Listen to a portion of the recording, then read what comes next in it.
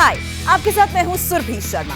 India TV YouTube channel subscribe करिए, bell icon दबाएं। और अब बात उत्तर प्रदेश की। यूपी की राजनीति में सिक्का उसी का चलेगा जिसको इतिहास की अच्छी समझ होगी। यूपी में आज एक नाम खूब जोर जोर से गूंजा। अलीगढ़ की रैली में आज मोदी ने राजा महेंद्र प्रताप सिंह के नारे लगाए। यूपी की राजनीति में राजा महेंद्र प्रताप सिंह का नाम इतना महत्वपूर्ण क्यों है और राजा महेंद्र का पूरा इतिहास क्या है, स्पेशल रिपोर्ट में देखिए। मैं कहूंगा राजा महेंद्र प्रताप सिंह। आप दोनों हाथ ऊपर करके बोलेंगे, अमर रहे, अमर रहे राजा महेंद्र प्रताप सिंह। राजा महेंद्र प्रताप सिंह। राजा महेंद्र प्रताप सिंह। राजा महेंद्र प्रताप सिंह। कौन है राजा महेंद्र प्रताप सिंह, जिनका जयकारा खुद प्रधानमंत्री नरेंद्र मोदी लगवा रहे हैं? अपने 40 मिनट के भाषण में करीब 40 बार प्रधानमंत्री ने राजा महेंद्र प्रताप सिंह का नाम लिया या जिक्र किया। राजा महेंद्र प्रताप सिंह मतलब इंटरनेशनल क्रांतिकारी और नेशनल हीरो, जिनके बारे में आज भी लोगों को बहुत कम जानकारी है। राजा महेंद्र प्रताप सिंह का किरदार कितना बड़ा है, जरा समझिए। अंग्रेजों के खिलाफ सबसे पहली निर्वासित सरकार अफगानिस्तान में बनाई राजा महेंद्र प्रताप सिंह ने। 1857 के बाद बंदूक के दम पर अंग्रेजों के समूल विनाश की प्लानिंग पहली बार अगर किसी ने की तो राजा महेंद्र प्रताप सिंह ने। अंग्रेजों के खिलाफ ऐसी जंग लड़ी कि 32 साल तक देश से बाहर रहना पड़ा। क्रांतिकारी इतने बड़े कि साल 1919 में लेनिन से मुलाकात हुई। वही लेनिन जिन्होंने बाद में कम्युनिस्ट सोवियत संघ की स्थापना की। राजा महेंद्र प्रताप सिंह का इंटरनेशनल नेटवर्क इतना जबरदस्त था कि अफगानिस्तान, टर्की, जर्मनी और इजिप्ट के राजाओं से उनकी मुलाकात हुई। और न सिर्फ मुलाकात हुई बल्कि इन राजाओं ने अंग्रेजों के खिलाफ युद्ध छेड़ने के लिए राजा साहब की मदद भी की। राजा महेंद्र प्रताप सिंह का नाम धरती पर उन गिनी चुनी हस्तियों में से एक है जिन्होंने अपना एक धर्म चलाने की हिम्मत की, जिसका नाम था प्रेम धर्म। राजा महेंद्र प्रताप के बारे में बहुत सी दिलचस्प बातें हैं। आपने चुनावों के दौरान वोट के लिए नेताओं को दलित के घर पे भोजन करते हुए देखा होगा, लेकिन जब अंग्रेजों का राज था और दलितों के पास वोटिंग अधिकार नहीं थे, तब भी राजा महेंद्र प्रताप ने ये जातियों की दीवार गिराने की कोशिश की थी और अल्मोड़ा और आगरा के दलित घरों में जाकर भोजन किया और संदेश दिया कि जात पात की नहीं, शिक्षा की बात होनी चाहिए। और ये सब तब हो रहा था जब अंग्रेजों का राज था और जात की दीवारें बहुत बड़ी थी और उनको गिराने की कोशिश राजा महेंद्र प्रताप आजादी से बहुत पहले कर चुके थे। अलीगढ़ में मंच से जब प्रधानमंत्री नरेंद्र मोदी और मुख्यमंत्री योगी आदित्यनाथ बार बार राजा महेंद्र प्रताप सिंह का नाम ले रहे थे, तो ये राजा महेंद्र प्रताप सिंह को दिया गया वो खोया सम्मान था जिसके राजा महेंद्र सिंह हमेशा से अधिकारी रहे। इससे पहले आजादी में उनके योगदान को कभी इस तरह याद नहीं किया गया जिसके वो हकदार हैं। राजा महेंद्र सिंह की कहानी शुरू होती है हाथरस की मुरसन रियासत से। 1 दिसंबर 1886 को राजा महेंद्र सिंह का जन्म हुआ। उनके पिता राजा घनश्याम सिंह थे, लेकिन हाथरस के राजा हरनारायण सिंह ने उनको गोद ले लिया। ये वो समय था जब अंग्रेजों ने 1857 का सैनिक विद्रोह अपने बाहुबल से कुचल दिया। पूरे भारत में 565 से ज्यादा रियासतों और राजे रजवाड़ों ने अंग्रेजों के आगे घुटने टेक दिए।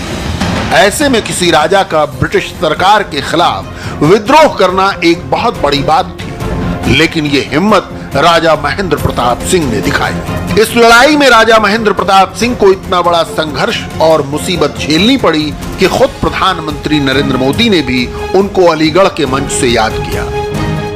राजा महेंद्र प्रताप सिंह जी सिर्फ भारत की आजादी के लिए ही नहीं लड़े, उन्होंने भारत के भविष्य के निर्माण की नींव में भी सक्रिय योगदान दिया था। उन्होंने अपनी देश विदेश की यात्राओं से मिले अनुभवों का उपयोग भारत की शिक्षा व्यवस्था को आधुनिक बनाने के लिए किया। वृंदावन में आधुनिक टेक्निकल कॉलेज उन्होंने अपने संसाधनों से अपनी पैतृक संपत्ति को दान करके बनवाया। अलीगढ़ मुस्लिम यूनिवर्सिटी के लिए भी बड़ी जमीन राजा महेंद्र प्रताप सिंह जी ने ही दी थी। प्रधानमंत्री नरेंद्र मोदी सबसे बड़े और ताकतवर संवैधानिक पद पर हैं, फिर भी वो अपने आप को जनसेवक कहते हैं। ठीक उसी तरह राजा महेंद्र प्रताप भी अपने आप को जनसेवक कहते थे। अंग्रेजों के दौर में जब बहुत सी रियासतें अंग्रेजी सेना के लिए अपने सैनिक मुहैया कराती थी, तब राजा महेंद्र प्रताप ने अफगानिस्तान में जाकर अंग्रेजों के खिलाफ सेना बनाने का काम किया। भारत के महान स्वतंत्रता सेनानी सुभाष चंद्र बोस ने 21 अगस्त 1943 को भारत की एक अंतरिम सरकार बनाई थी। लेकिन सुभाष चंद्र बोस की इस अंतरिम सरकार के भी 28 साल पहले काबुल में अंग्रेजों के खिलाफ एक अंतरिम सरकार राजा महेंद्र प्रताप सिंह ने बनाई थी। यानी भारत की अंतरिम सरकार बनाकर अंग्रेजों को चुनौती देने वाले पहले शख्स थे राजा महेंद्र प्रताप सिंह। भारत की इस अंतरिम सरकार की स्थापना का मतलब था कि भारत में उस वक्त चल रही अंग्रेजों की सरकार का पूर्ण बहिष्कार। कांग्रेस पार्टी ने 19 दिसंबर 1929 को पूर्ण स्वराज्य की मांग की थी। इससे पहले कांग्रेस पार्टी अंग्रेजों के शासन के तहत भारतीयों को ज्यादा अधिकार दिए जाने की मांग कर रही थी। लेकिन राजा महेंद्र सिंह ने कांग्रेस द्वारा पूर्ण स्वराज की घोषणा के भी 10 साल पहले अंग्रेजों से पूरी तरह आजादी का प्लान तैयार किया था। इसका मतलब बहुत साफ है कि राजा महेंद्र प्रताप सिंह के पास आजादी के लिए अपना एक विजन था। 1915 में उन्होंने भारत की निर्वासित सरकार का गठन कर दिया था और उस वक्त उनकी उम्र सिर्फ 29 साल थी। तो आप अंदाजा लगाइए कि राजा महेंद्र प्रताप के दिल में आजादी के लिए जज्बा कितना था और 29 साल की उम्र में निर्वासित सरकार, यानी उनके पास आजादी के बाद का विजन भी था कि भारत कैसा होना चाहिए। अब सवाल ये उठता है कि आखिर ऐसी कौन सी परिस्थितियां थी जिनमें राजा महेंद्र सिंह ने अंग्रेजों के खिलाफ सेना बनाकर सशस्त्र संघर्ष करके भारत को आजाद करने का प्लान बनाया। दरअसल साल 1914 में पहला विश्व युद्ध शुरू हुआ था। इस विश्व युद्ध में फ्रांस, ब्रिटेन और रूसी साम्राज्य एक ओर था और जर्मनी, ऑस्ट्रिया, हंगरी और तुर्की का साम्राज्य दूसरी ओर। राजा महेंद्र प्रताप सिंह ने जर्मनी के राजा कैसर विलियम द्वितीय से मुलाकात की। राजा कैसर विलियम द्वितीय ने राजा महेंद्र प्रताप सिंह को order of the red eagle की उपाधि से सम्मानित किया। राजा कैसर विलियम द्वितीय ने राजा महेंद्र प्रताप सिंह को अंग्रेजों के खिलाफ सहयोग देने का वादा किया। साल 1925 में राजा महेंद्र प्रताप सिंह तिब्बत गए और उस वक्त वे तिब्बत के दलाई लामा से मिले भी। पहले विश्व युद्ध के दौरान राजा महेंद्र प्रताप सिंह ने दुनिया के 17 देशों की यात्रा की और उनसे भारत की अंतरिम सरकार के लिए समर्थन मांगा। इंटरनेशनल मदद से राजा महेंद्र प्रताप सिंह ने अफगानिस्तान के अंदर काबुल में भारत की एक स्वतंत्र सरकार बनाने में कामयाबी हासिल की। राजा महेंद्र प्रताप सिंह ने खुद को इस सरकार का राष्ट्रपति घोषित कर दिया। राजा महेंद्र प्रताप सिंह यही नहीं रुके, उन्होंने पोलैंड के बॉर्डर पर एक मिलिट्री कैंप का दौरा भी किया और उस वक्त के मॉडर्न वॉरफेयर को समझा ताकि अंग्रेजों को खुली चुनौती दी जा सके। राजा महेंद्र सिंह एक बड़े स्ट्रेटजिस्ट थे। आज आप जिस रूस का नक्शा देखते हैं वो साल 1917 तक एक राजा के शासन में था जिसको जार कहते थे। लेनिन ने इस राजा के खिलाफ विद्रोह कर दिया और कम्युनिस्ट सरकार की स्थापना की। लेकिन रूस के राजा के खिलाफ लड़ रहे थे और तब पहले विश्व युद्ध में रूस का राजा ब्रिटेन के साथ था। तब दुश्मन का दुश्मन दोस्त इस कूटनीति के तहत राजा महेंद्र सिंह ने लेनिन से भी मुलाकात की। यह राजा महेंद्र सिंह की इंटरनेशनल क्रांति की दास्तान है, लेकिन भारत के अंदर प्रवेश का रास्ता भी राजा महेंद्र सिंह ने ढूंढ निकाला था। दरअसल राजा महेंद्र सिंह की शादी हरियाणा की जींद रियासत की सिख राजकुमारी से हुई थी, इसीलिए पंजाब और हरियाणा के राज परिवारों से भी उनका संपर्क था और वो पंजाब के रास्ते अंग्रेजों के खिलाफ एक युद्ध छेड़ने की तैयारी में थे। इस संबंध में उनकी कई राज परिवारों से बातचीत भी हुई थी। बड़ी बात है कि अंग्रेजों के खिलाफ युद्ध का संकल्प लेना और फिर उस संकल्प को जमीन पर उतारने के लिए संघर्ष करना।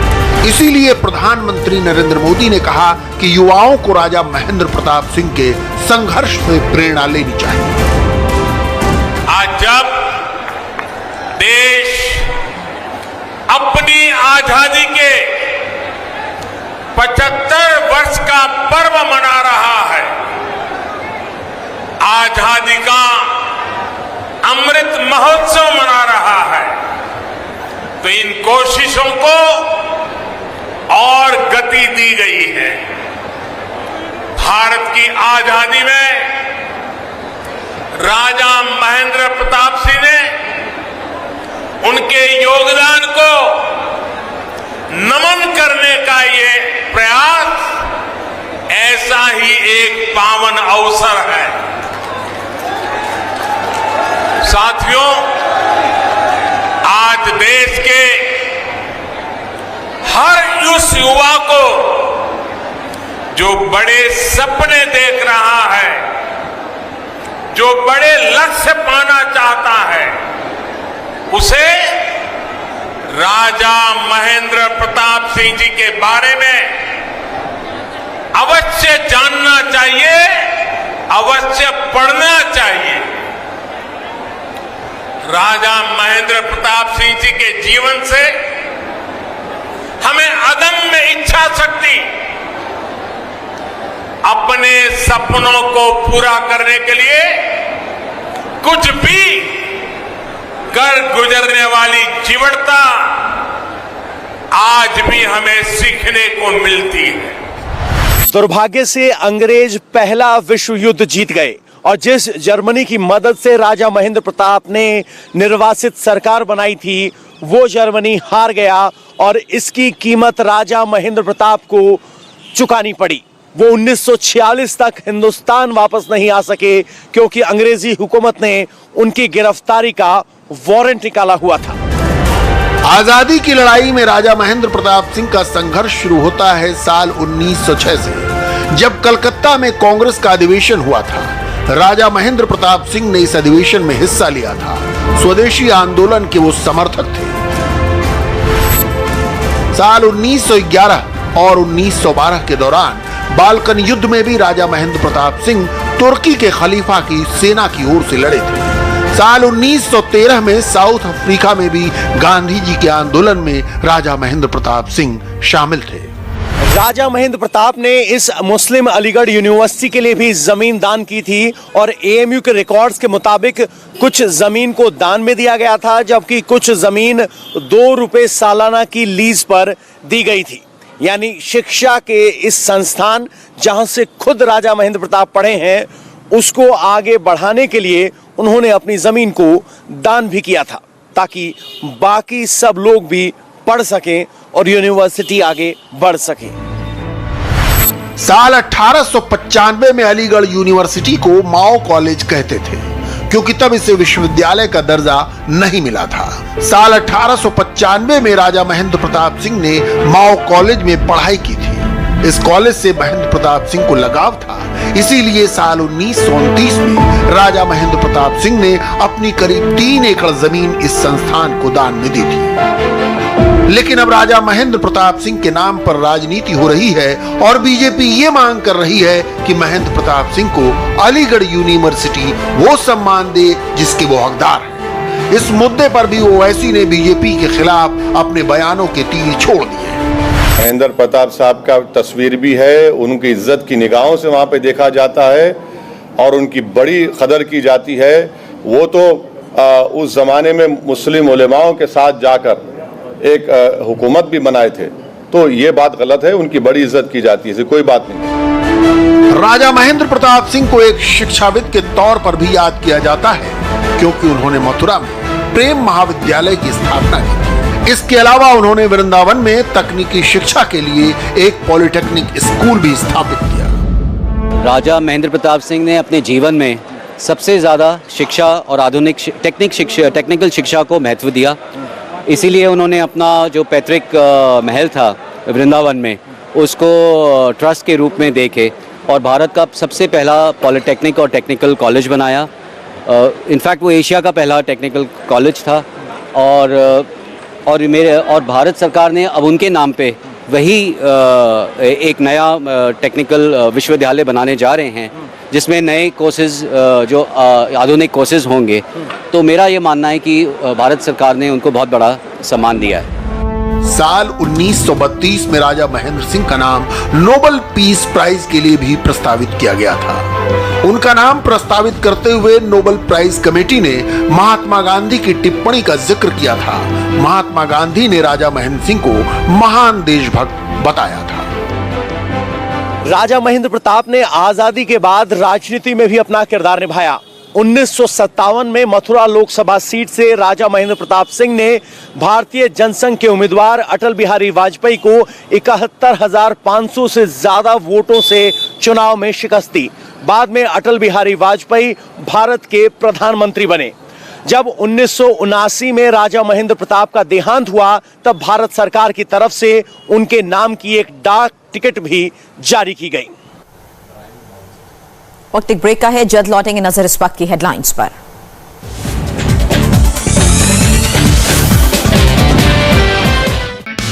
हाय, आई एम सुरभि शर्मा। खबरों से अपडेट रहने के लिए India TV YouTube channel subscribe करिए, साथ में बेल आइकन जरूर दबाएं। जुड़े रहें इंडिया टीवी के साथ।